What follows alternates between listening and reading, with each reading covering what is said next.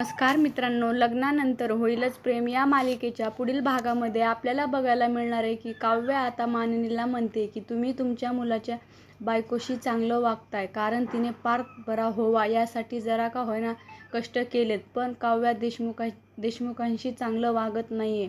तर तिकडे आपण पाहतो की नंदिनीला समजलेलं असतं की ती जीवाला म्हणते की मला माहिती आहे तुमच्या या सगळ्यात काही चूक नाही, पण एक गोष्ट तुम्हाला कळते का, या सगळ्यांचा त्रास मला होतोय. जिथे 15 दिवसाची मदत होती आता फक्त 7च दिवस राहिले आहेत. आता तुम्हीच मला सांगा 7 दिवसात आनंद निवास कसा मिळवणार.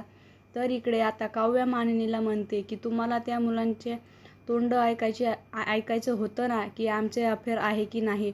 तर मग आता वेळ आली आहे तुम्हाला सत्य सांगण्याची. तर तो मुलगा कोण आहे, माझं त्या मुलाशी अफेअर आहे की नाही, आज मी तुम्हाला सगळं सत्य सांगणार आहे. तर मानिनी काकू, हे सगळं ऐकण्याची तुम्ही तयारी ठेवा. आता पुढे येणाऱ्या भागामध्ये काव्या मानिनी आणि तिचं आणि जीवाचं अफेअर होतं हे सत्य सांगणार का, हे पाहणं खूप रंजक ठरणार आहे. लग्नानंतर होईलच प्रेम या मालिकेचे सर्व अपडेट पाहण्यासाठी आपल्या चॅनलला लाईक करा, शेअर करा आणि सबस्क्राईब करायला विसरू नका. धन्यवाद.